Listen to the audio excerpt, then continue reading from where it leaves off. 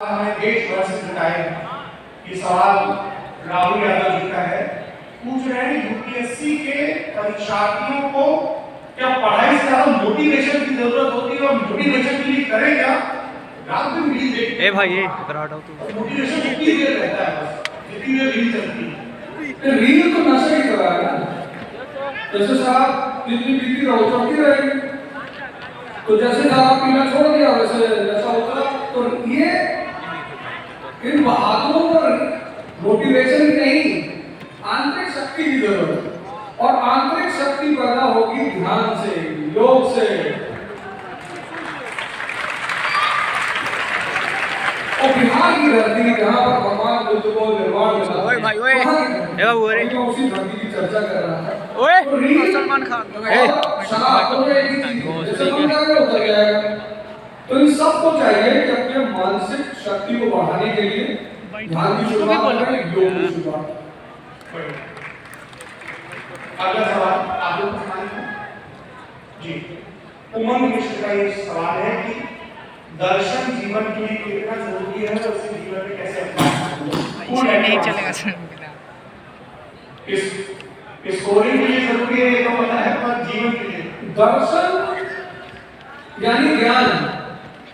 भगवान बुद्ध महान बने देखकर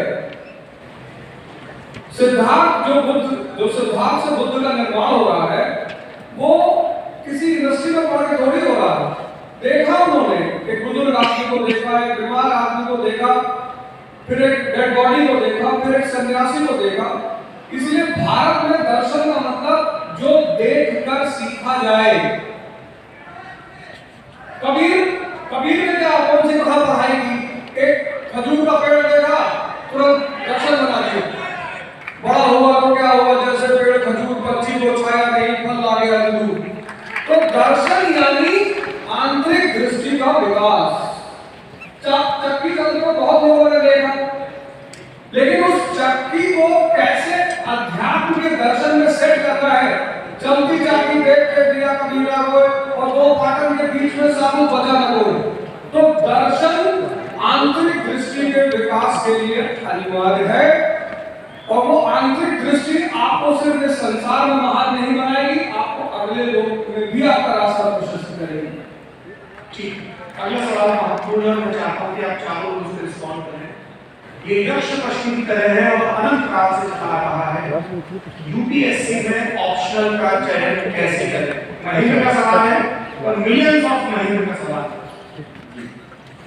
तो सबसे पहले तो इस ऑप्शनल सब्जेक्ट को चूज करना, इसके इम्पोर्टेंस को समझना पड़ेगा।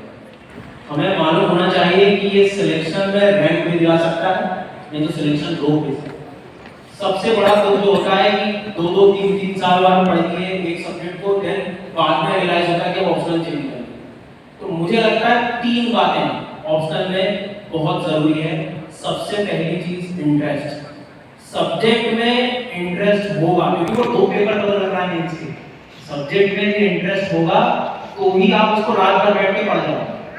क्योंकि कई बार हम ऐसा लर्नर का वो है कि अरे इस बार तो ज्योग्राफी बहुत चला, इस बार तो पॉवेट बहुत चला, जोश में ले लिया। लेकिन सबसे बड़ी प्रॉब्लम आती है कि इंटरेस्ट नहीं होता, वो सब्जेक्ट में गड़बड़ हो जाता है। तो एक बात इंटरेस्ट। दूसरा मुझे लगता है ऑप्शनल में शिक्षक का बहुत बड़ा रोल है। टीचर्स को बहुत ध्यान से चुने।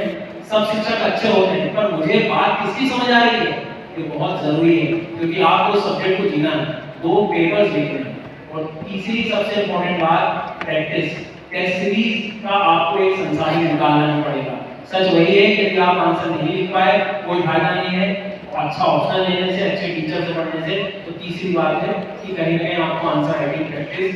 तो 3 बातें ढूंढें, इंटरेस्ट, दूसरा शिक्षक, और तीसरी इंपॉर्टेंट बात कि कहीं से कैसा भी मुझे टेस्ट सीरीज का सोर्स मिल जाए, यही लिख सकते हैं ऑप्शनल में।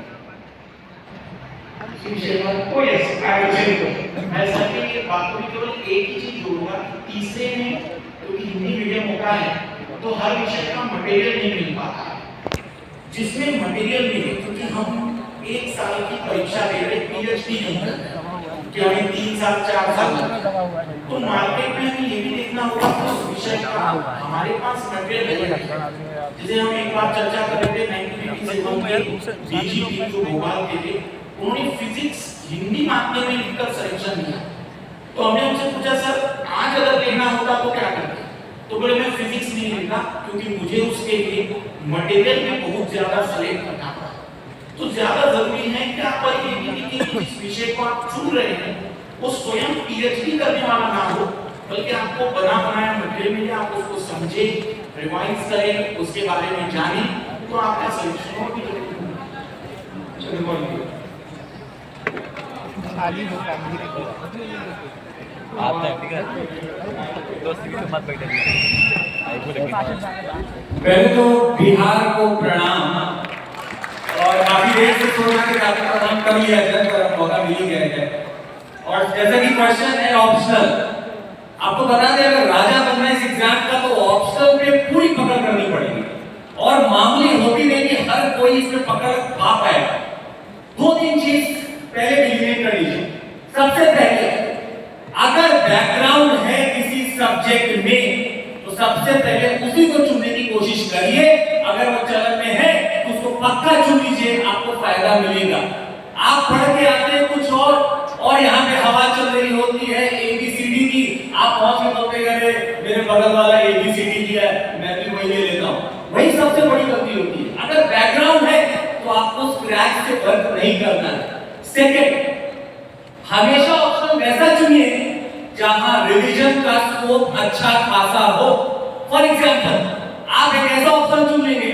जिसके रिवीजन में कम से कम 6 महीने 7 महीने में निकल जाएंगे तो प्रॉब्लम है आप खुद डिमोटिवेट होने लगेंगे तीसरा बिल्कुल कोऑपरेट करेंगे वर्ड से बाय सुदर्शन सर आपका इंटरेस्ट होना चाहिए पता चले 1 महीना लेने के बाद मन क्या है पसंद नहीं आ रहा सब्जेक्ट को बड़ा लिखना पड़ रहा है तो कोई फायदा नहीं होगा आप कम से कम 10 दिन लगाइए रिसर्च करिए और एक बार जो चुन लिया उस पे एकदम अड़ी रहना आपको तो ऑप्शन की ये 3 मेजर क्राइटेरिया जो हमने हमेशा देखे और ये फायदा भी करते हैं जो भी एस्पिरेंट होंगे जरूर फायदा करेंगे उनको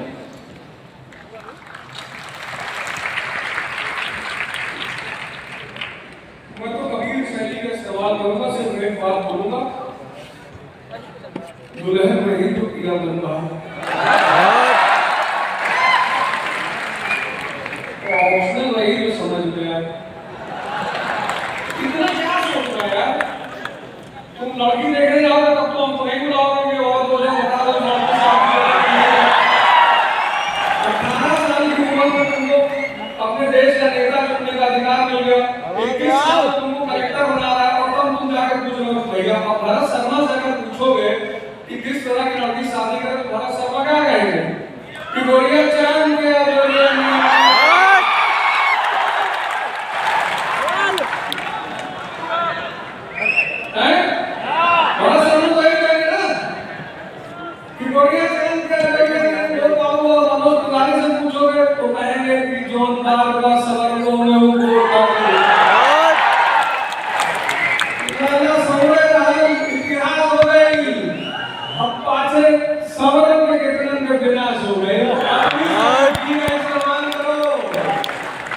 अपने विवेक ये एग्जामिनेशन विवेक का है तुम्हारे तो सब लोगों को बता के बोला ना सिंपल तरीके से कि आप अपना विवेक का इस्तेमाल करो अपना एक बड़ी मजेदार बात बताऊं अपना ऑप्शनल किसी को मत बताइए जैसे आपको लगती है आपने हिस्ट्री उससे क्या होगा उससे सामने वाला क्या करेगा आपको हिस्ट्री की 10 बुराई बता देगा उसको फिर आपको डिमोरलाइज करना है मैं कहा हिस्ट्री में नंबर नहीं आता तो बोला और तुम्हारा है ही नहीं तुम्हारा हिस्ट्री ऑप्शनल है ही नहीं तुम मस्ती में खड़ा हो कि गुरुजी जैसा करो वैसे ही करेंगे इसको बोलते हैं आर्ट ऑफ लिविंग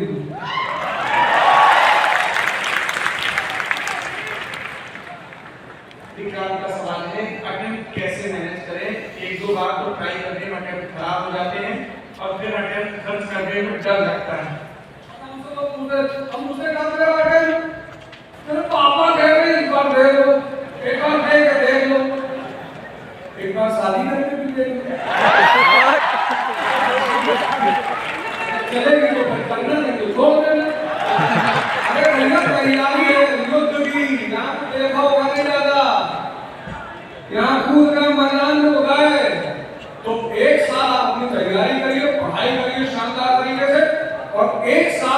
प्रैक्टिस करिए, कम से कम 500 क्वेश्चन मेन से मिनिमम। जिस दिन आपका 500 का आंसर होगा ना, उस दिन आपको कुछ सोचना नहीं पड़ेगा लिखने के लिए। और 30 क्वेश्चन पर डे प्रीलिम्स के कितना होगा? 900 क्वेश्चन महीने में, 10 महीने में 9000, 12 महीने में कम से कम 10,000 प्रीलिम्स के क्वेश्चन तुम सॉल्व कर लोगे। और कितना करना है इसमें? 60। प्रोबेबिलिटी का अगर नियम लगाओ तो 70 का होगा कम से कम और ज्यादा।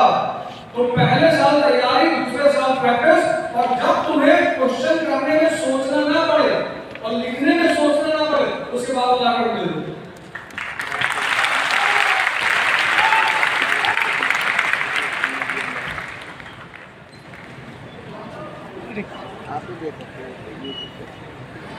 सर ने तो स्केल बता दिया कि ये स्केल है, ऐसा हो तो ही ना।